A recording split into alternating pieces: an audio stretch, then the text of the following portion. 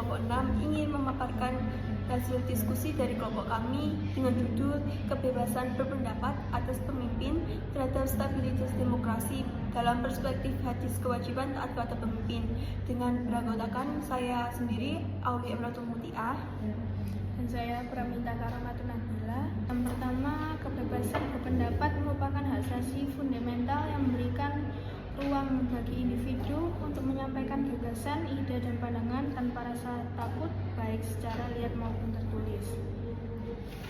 Terus, kajian ini menekan bahwa kebebasan berpendapat yang bertanggung jawab dapat memperkuat stabilitas demokrasi dengan meningkatkan partisipasi politik, keterbukaan masyarakat, dan transparansi kepemimpinan. Namun, implementasi kebebasan berpendapat membutuhkan keseimbangan dengan norma hukum. Kajian ini menekankan bahwa kebebasan berpendapat yang bertanggung jawab dapat memperkuat stabilitas demokrasi dengan meningkatkan partisipasi politik. Berpendapat membutuhkan keseimbangan dengan norma hukum untuk mencegah penyalahgunaan yang juga untuk memperkuat regulasi yang mengatur kebebasan berpendapat dan menciptakan harmonisasi antara nilai-nilai Islam dan demokrasi. Kebebasan berpendapat merupakan salah satu hak asasi manusia yang menjadi fondasi penting dalam kehidupan bermasyarakat.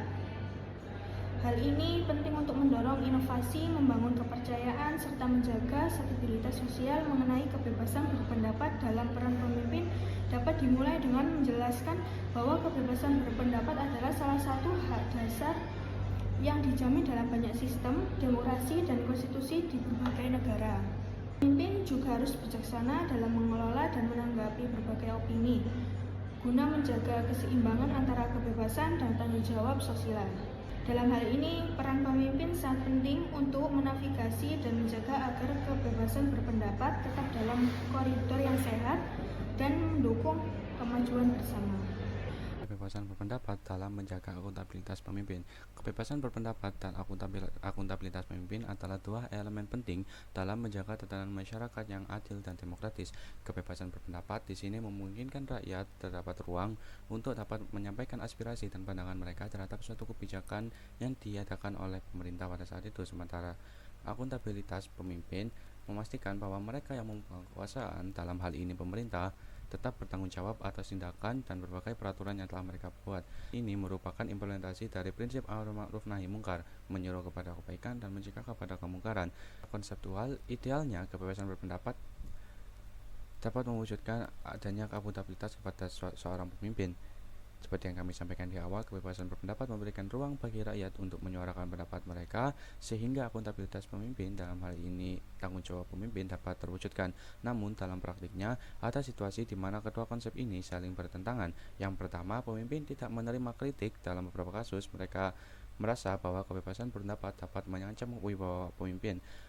Jika hal tersebut dilakukan, alih-alih dapat mengangkat wibawa pemimpin, justru hal tersebut dapat meruntuhkan wibawa dari pemimpin tersebut.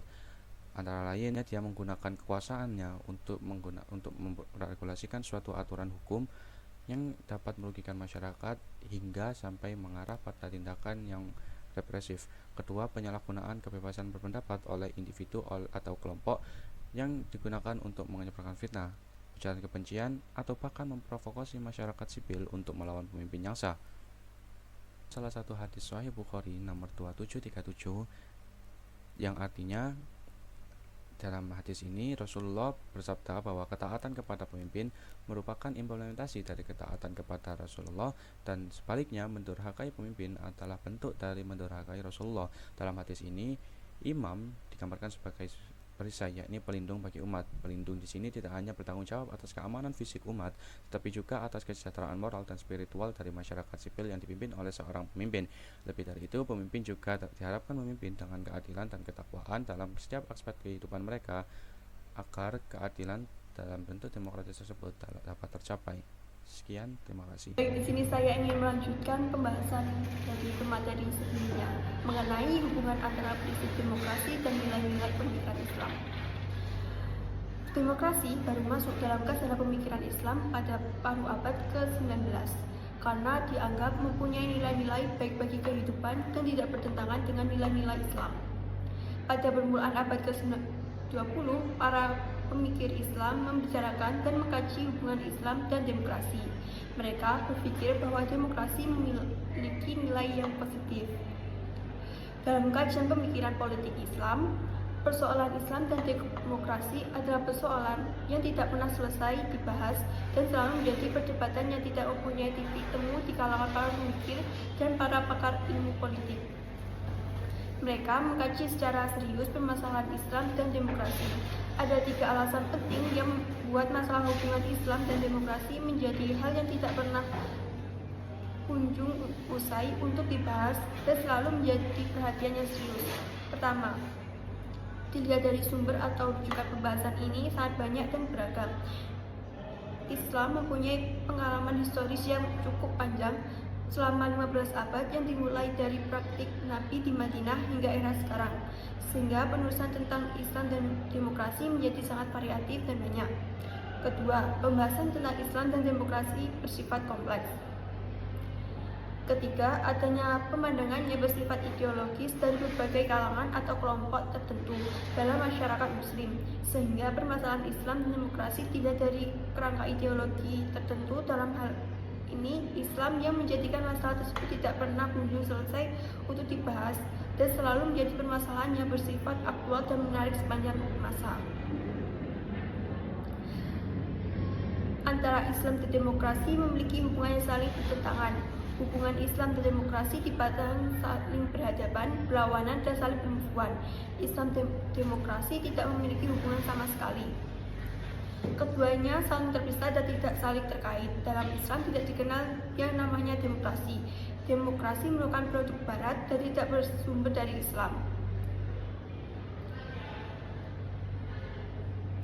Adapun dampak kebebasan berpendapat terhadap stabilitas demokrasi.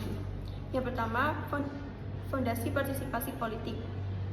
Kebebasan berpendapat memungkinkan individu untuk menyampaikan ide dan kritik terhadap pemerintah, meningkatkan kualitas hidup, berpartisipasi dalam kegiatan politik, dan berekspresi secara jelas terhubung dengan konsep demokrasi dan kebebasan politik dalam sebuah negara. Yang kedua adalah keterbukaan masyarakat.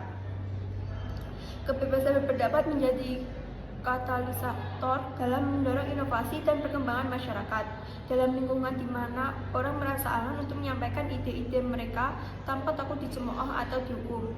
Masyarakat cenderung menjadi lebih terbuka terhadap gagasan baru dan solusi yang kreatif untuk masalah yang ada. Yang ketiga dan terakhir yaitu peningkatan transparansi dan akuntabilitas pemimpin. Ketika masyarakat bebas mengkritik kebijakan atau tindakan pemimpin terdorong untuk lebih transparan dan bertanggung jawab atas setiap keputusan yang dibuat. Hal ini membuat kepercayaan terhadap sistem demokrasi. Lalu adapun kesimpulan dari artikel yang telah kami bahas yaitu kebebasan berpendapat adalah hak asasi yang fundamental, memungkinkan individu untuk menyampaikan ide dan pandangan tanpa rasa takut. Namun, kebebasan ini harus dijalankan dengan kebatasan untuk menjaga hak orang lain, keamanan negara, dan ketertiban umum. Dalam konteks kepemimpinan, kebebasan berpendapat menjadi alat penting untuk menciptakan akuntabilitas, mendorong transparansi, serta meningkatkan kepercayaan masyarakat terhadap sistem demokrasi. Hubungan antara Islam dan demokrasi menunjukkan adanya kesamaan nilai seperti keadilan dan kebebasan. Meskipun prinsip kedaulatan dalam Islam dibatasi oleh hukum ilahi, pendekatan seperti teodemokrasi menjadi alternatif yang mengintegrasikan nilai-nilai tersebut. Untuk mendalami permasalahan ini, diperlukan penelitian lebih lanjut tentang regulasi kebebasan berpendapat yang seimbang, penguatan akuntabilitas pemimpin, dan harmonisasi Islam dengan demokrasi. Kajian tentang dampak kebebasan berpendapat terhadap stabilitas sosial serta peran teknologi dalam mendukung kebebasan yang bertanggung jawab juga penting. Pendekatan ini dapat memastikan kebebasan berpendapat berfungsi sebagai pilar demokrasi yang kuat dan inklusif.